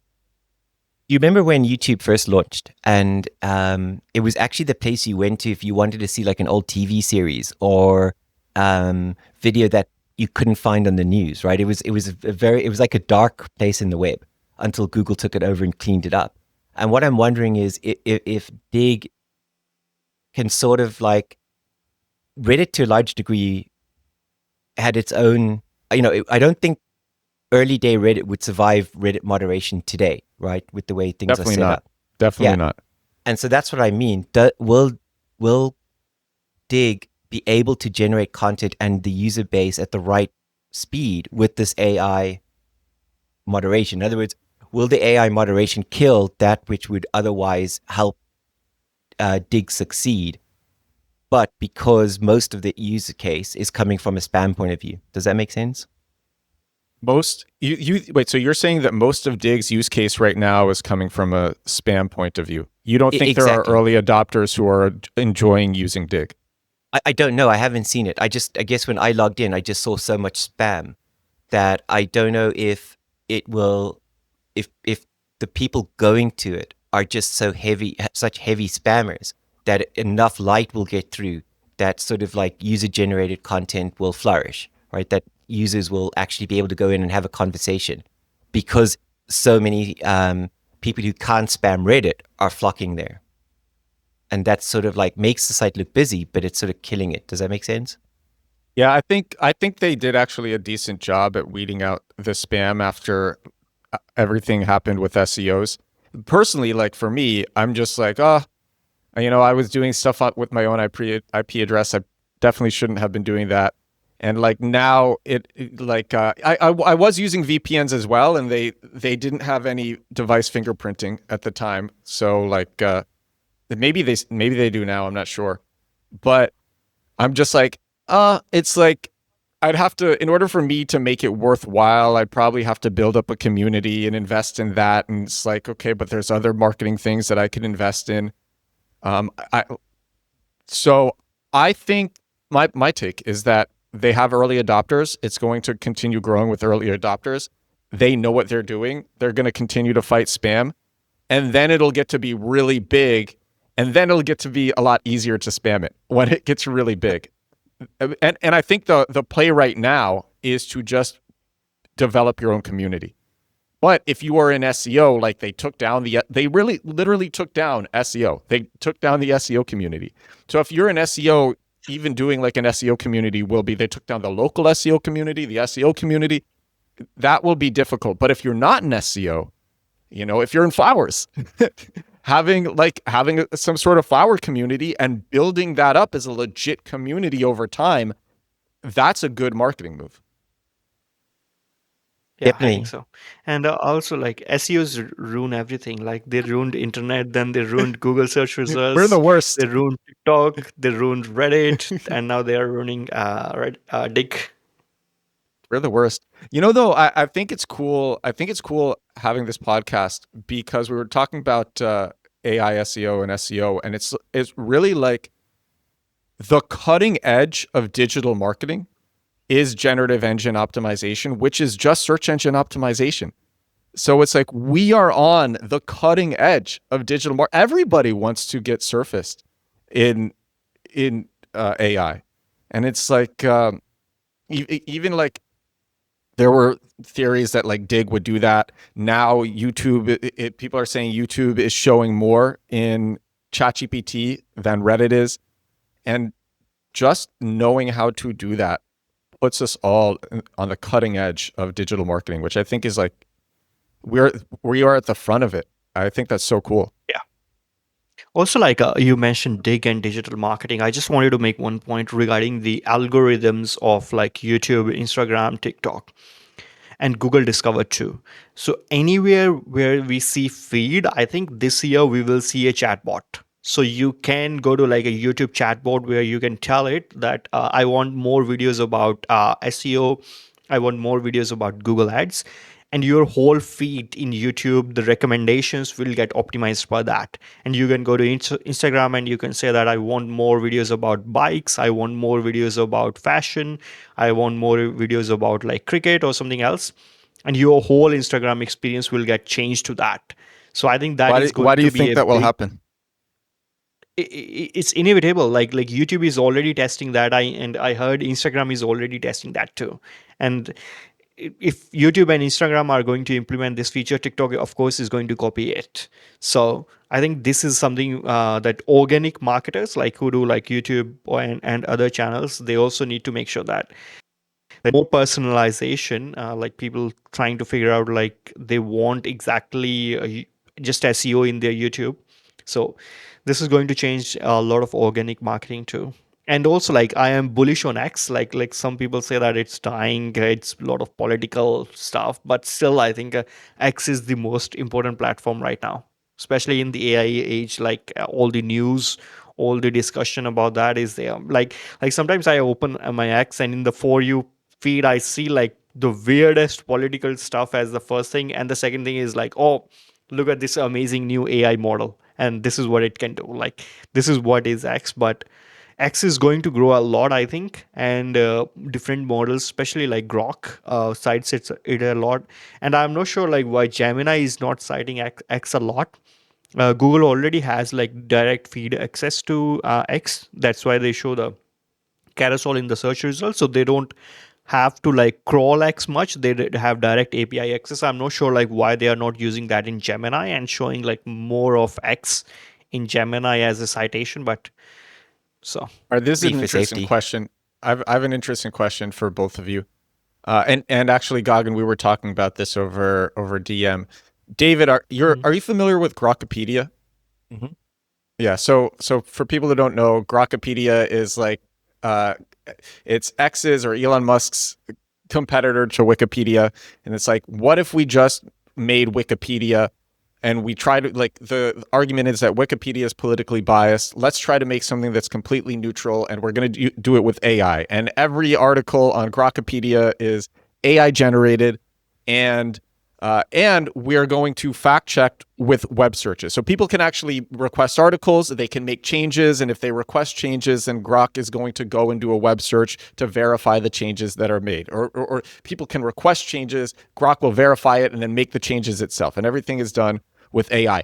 And surprisingly, Grokipedia is starting to rank very, very well. I haven't looked in like a week or two at Grokipedia's. I'm pulling it up right now. So Grokipedia is ranking for 5.8, or sorry, it's ranking for 10.8 million keywords and getting 5.8 million clicks a month from Google.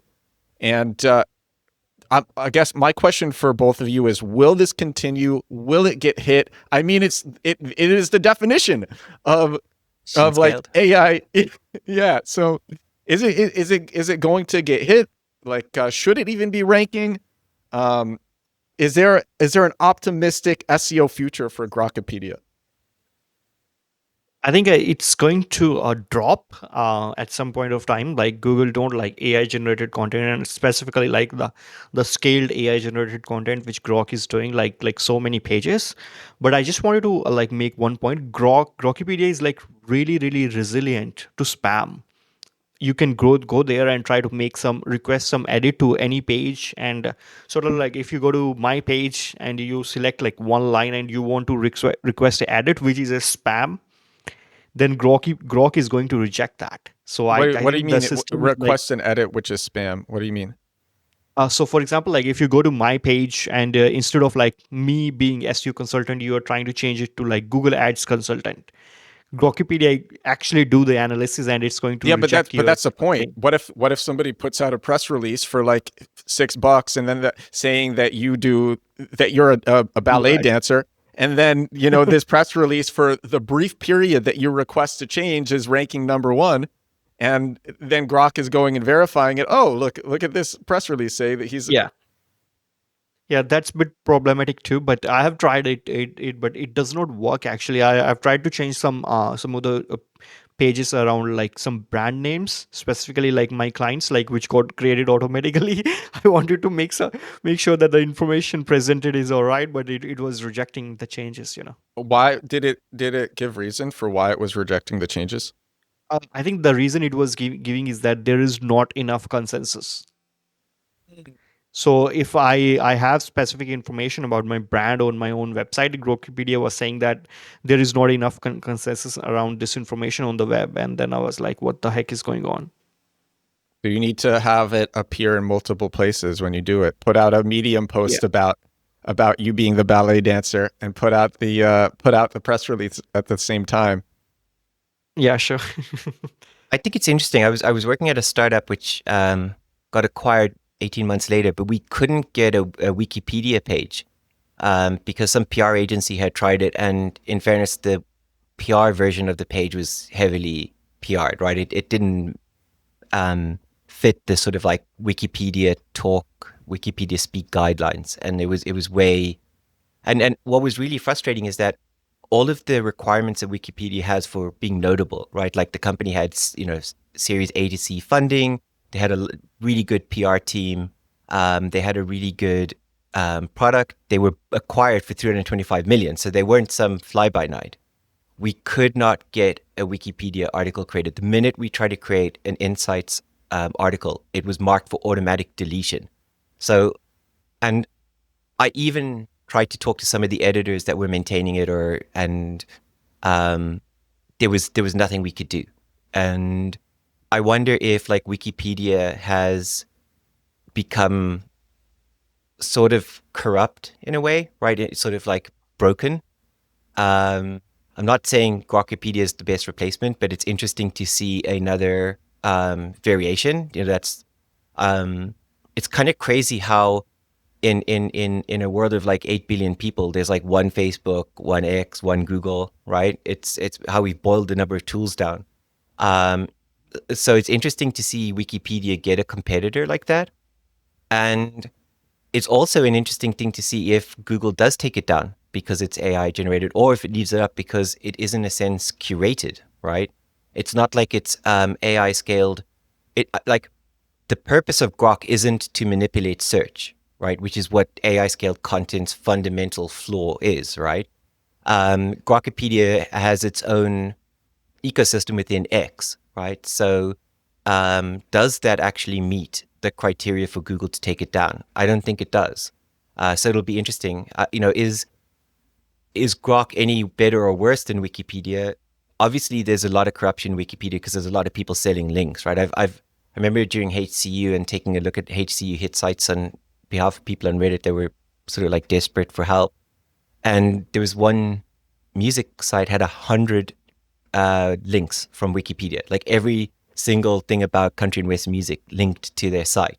So there was some sort of like, there was something going on, right? Mhm. And so I wonder if... I think what went... Yeah, go ahead, David. Yep. No, finish. I'm finished. Go ahead. Oh, no, go ahead. You sort of cut there for me for some reason. I just think that there's a good place for another Wikipedia competitor, right? DMOZ was Wikipedia's...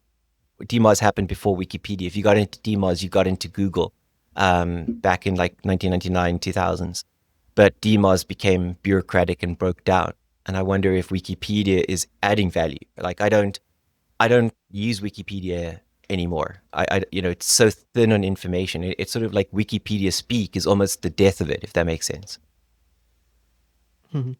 The only problem that with Wikipedia, which I've seen, is like when I work with like known founders, like who are really, really known, and there are like hundreds of news articles about them. What Wikipedia do is like if there are like 99 positive articles, but there is one sort of like negative article, they just take that and they just highlight it at the top of the page. So they start with like founder is like critical, founder is like sort of like what they say is like controversial. That is the word they use, and that controversial comes from just like one story, and there are like 99 positive stories about that. So I don't know why Wikipedia writers do that, but this is what like I see personally. Like, and this is not even for like political content, which is like which can be said like it's biased on Wikipedia or not. But just for like usual everyday founders who are like known people, Wikipedia writers for some reason they tend to pick the negative story and they just amplify that it on the whole page and ignore all the like the 99 positive stories, you know. So if Grokipedia can actually surface information that's better and answer questions better, you were saying, Edward, earlier, for example, that AI content doesn't necessarily satisfy. And I was thinking in my head, I don't know if I just wanted to play devil's advocate, but I was going to joke that sometimes I've read replies on Reddit and I've thought to myself, I'd actually rather an AI response, right? Because it's like it's so bad. And I wonder if, like with manual curation, if Grokipedia can do better than Wikipedia and it can also cover more people, will it actually steal traffic, you know? Yeah, I mean, it's an interesting question because I think it will be very easy to game for SEOs. Way easier to game than Wikipedia. Like you can put out, like I was saying, you could put out a crap press release and an editor on Wikipedia will know that it's a crap press release. Grok might not know that. So I think I should try to do that. Maybe try to see if Grok is going to ignore and try to find like more consensus information. I will try to give it a go and see like because it's going to cost like maybe like $50 or something to put out like press releases across like maybe 10-20 websites. I think I should test it out maybe yeah, and see like it'll be because interesting it with a feels like Grok may have some sort of like domain level filtering, because Elon was complaining on X, like you may agree with his politics or not, but he was complaining that certain domains should not be valued enough by Google, and that's been his complaint for like years. Like whenever there is any political news, he's like, someone shares a screenshot of like Google's top stories, and they were like, why is that publication not showing up? Why is all the publications are like this sided? And that's why like even he mentioned that some of these domains should not be valued that much. Over time maybe it will get to a point where Grokipedia is doing domain valuing, so it's not like you can just like publish some press releases and go to Grokipedia and do an edit and Grok is going to accept your edit based upon the press releases that you have published. And I think that this is coming from maybe Elon specifically has some like differences on like what certain publications are posting and the content that they write every day. So that's why it may be possible that Grokipedia is valuing some domains lesser compared to others. So if you publish press release on really, really known domains, still it might not trust that content. So I think I would have to test this. Maybe spend like $50 or something on different press releases and try to see like if Grok accept those edits or not. yeah, but it's like how is I mean, David, you might be thinking this too. How are they going to discern the authority of a source? I don't know. Maybe it might be just manual, where you're just saying that CNN is bad and Forbes is great. So if in your algorithm you might say that wherever you are looking at CNN domain, just say 0, and wherever you are looking at Reddit, just say 1. So if in the overall scoring, CNN will get like less weight compared to Forbes or Reddit. This is just like manual, and that is a theory which I have for Reddit too. Maybe in the ranking signal, wherever domain is considered, Google has configured that. Oh, if your domain is Reddit, then set the signal to max. David, do you think we've seen parasite SEO platforms come and go over the years? So this is an interesting question. You know, like Yahoo Answers used to do really well, as an example. Do you think the reason that these parasite SEO platforms came and go was because Google decided to deprioritize specifically some platforms? Or do you think it was just that searchers got tired of answers on these specific platforms and then they kept pogo sticking? Such a great question. I'm not sure I know the answer, but it's something I thought, like, for example, I think Quora, I'm surprised Quora ranks so well because it's so badly abused. And I don't know, I don't know that Quora answers questions really well, but maybe it answers enough of them well. In terms of like some sites like Medium, I think eventually the brand name got eroded in terms of trust, like that just there's so much rubbish on there. Yeah, I don't know. It's an interesting question. I don't have an answer. I do want to go play with Grokipedia though. That's all I do know. I want to spend the rest of the afternoon playing with it. Well, why don't you please do that and then share your SEO findings, I will. or just your general marketing findings. Hey, we can do an episode literally on just Grokipedia. That'll be so much fun. That'll be a great follow-up. I'd love to do that. And just regarding, Gentlemen, sorry, I just thoughts. wanted to say last thought, like David mentioned, like Digg having organic content. I don't know how Google reviews ended up in such a trustworthy position, where everyone trusts like the reviews on Google business profiles for some reason. I don't know how it happened, but that is interesting to see. Like user generated content which people actually trust. I have never like met anyone who says that, oh, let's go to this restaurant, and they are not like, they're saying that I don't trust the Google reviews on this restaurant listing. I've never been in that kind of situation, and almost all of my friends, they are like, we are going to this place, let's see the Google reviews. So I don't know how it ended up in this position, but everyone seems to be trusting Google reviews for some reason. Google has all the data. Yep. Like if there was one platform that was going to be the best at discerning real versus fake reviews, it's Google. It's the world's biggest spam detection system, right? Yep. People also, they listen to the show and they think that I'm like a Google lover. And like they've criticized me from that. One, like I'm not gonna bite the hand that feeds me. Like YouTube, Google owns YouTube. Like that's like come on. But two, like I think they are. Yeah, there's like a lot of spam on Google, but they're dominating. Yep. Okay, so like I find it funny that people call me like so white hat. Like Jackie Chu actually tweeted that I was his favorite white hat SEO. Thanks, Jackie. Shout out to you. But in the sense, like, can any SEOs be truly white hat, right? Like we're all trying to play the algorithm. It's just the extent to which we're going. I don't know that. If parasitic SEO is black hat, then I don't know how. Maybe I'm a bit more gray than I used to be. I would never have thought of myself as super white hat. I think it's just because I don't buy backlinks, but it's also because I don't have to, right? Even like I sometimes joke with other SEOs that I am like reasonable hat SEO. Like I just wear like a reasonable hat and try to see like is there any logic or is there a better argument to it rather than like just being like white hat or black hat.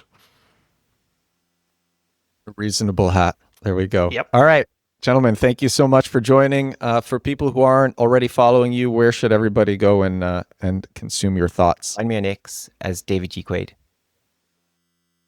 Yep. And I'm also on X, Gagan Ghotra _ Yeah, and you guys both post. You guys post such good stuff that like sometimes I literally just will take something that you said and turn it into an entire episode because you guys both post such great stuff. So thank you again for coming on the show.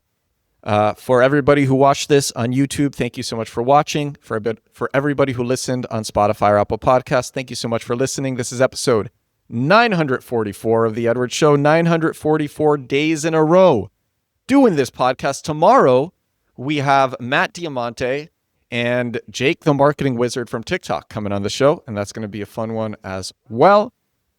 And thank you again for tuning in. Thank you again to Gagan Ghotra, David Quaid, and Harpreet Singh. And I will talk to you again tomorrow. Bye now.